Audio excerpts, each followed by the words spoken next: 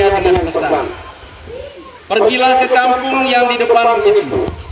Pada waktu kamu masuk ke kampung itu, kamu akan mendapati seekor keledai muda tertambat yang belum pernah ditunggangi orang. Lepaskanlah keledai itu dan bawalah kemari. Dan jika ada orang bertanya kepadamu, mengapa kamu melepaskannya? Jawablah begini, Tuhan memerlukannya." Lalu pergilah kedua murid yang disuruh itu, dan mereka mendapati segala sesuatu seperti yang dikatakan Yesus. Ketika mereka melepaskan keledai itu, berkatalah orang yang dalam suasana yang cerah ini, ada 2-3 poin singkat yang akan saya bagikan berhubungan dengan peristiwa yang kita rayakan pada hari ini. Lebih-lebih berhubungan dengan bacaan. Yang pertama, sebelum memasuki Yerusalem, Yesus mengutus kedua muridnya untuk pergi ke sebuah tempat.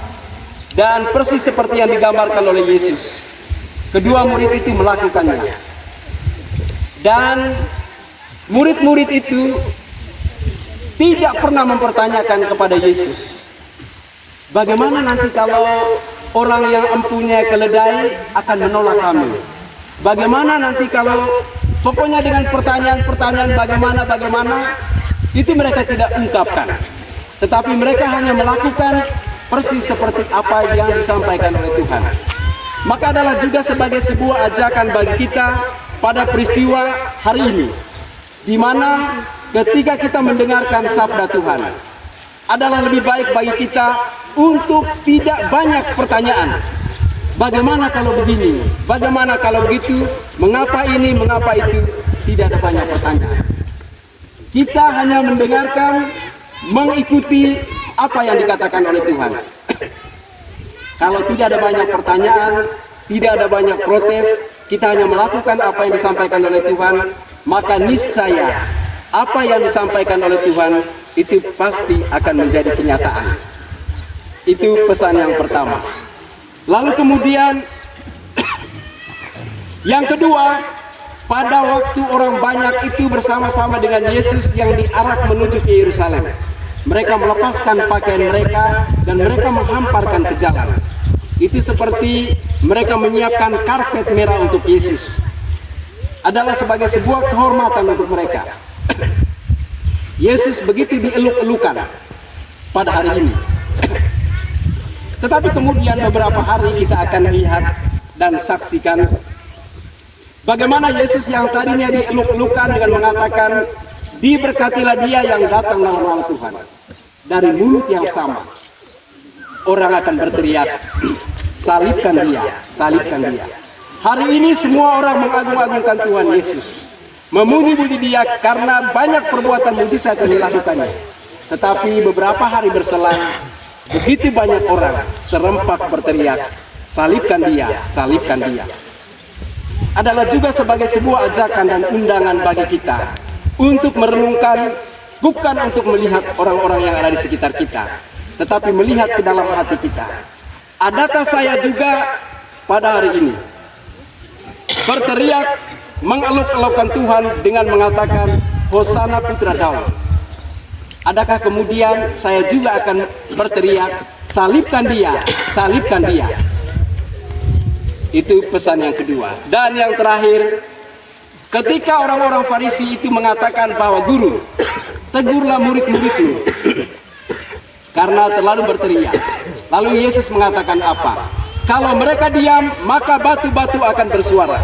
Ini menunjukkan kepada kita bahwa betapa alam itu memiliki kekuatan. Kalau sampai suara manusia itu dilarang untuk dikeluarkan, maka alam yang akan berbicara. Adalah pesan untuk kita menghargai dan menghormati alam. Karena ketika kita sudah tidak mampu mengucapkan dengan kata-kata, maka seperti kata Yesus, batu-batu pun akan berteriak. Mari kita heningkan dan renungkan bacaan yang kita dengarkan tadi ini dengan berpusat pada 3 pesan ini, sambil kita berarah menuju ke gereja dengan melambaikan daun-daun palma ini sambil berteriak, Hosana, Hosana Putra, terberkatilah Dia yang datang atas nama Tuhan, terpujilah Yang Maha Tinggi. Dalam nama Bapa dan Putra dan Roh Kudus. Amin. Semoga rahmat dan damai Allah Bapa dan Tuhan kita Yesus Kristus bersamamu dan bersamamu. Frater, Bapak Mama, saudara-saudari, adik-adik yang terkasih dalam Kristus, setelah kurang lebih 40 hari selama masa Prapaskah ini, kita mempersiapkan diri dengan doa, puasa, dan amal kasih. Maka pada hari ini kita bersama-sama dengan Yesus yang diarak menuju ke Yerusalem untuk memasuki misteri mulia yang diawali dengan sengsara, wafat, tetapi kemudian akan bangkit.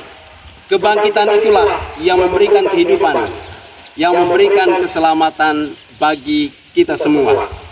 Karena itu, bersama dengan orang-orang Yahudi yang pada waktu itu berarak bersama dengan Yesus, mengeluk-elukan Yesus, memberikan penghormatan istimewa kepadanya, kita pun akan bersama-sama mengarak Yesus menuju ke Yerusalem dengan melambaikan daun-daun palma yang sudah disiapkan dan akan kita berkati.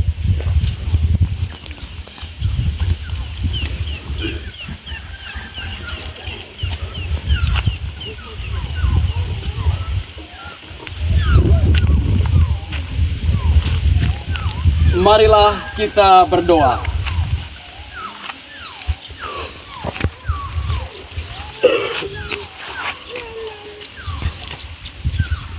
Allah yang Maha Kuasa dan Kekal, kuduskanlah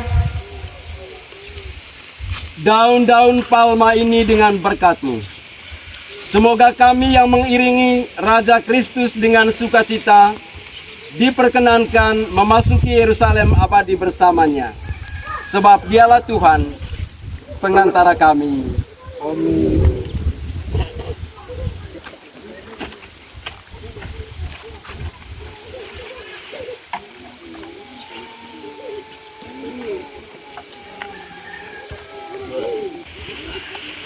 Aduh.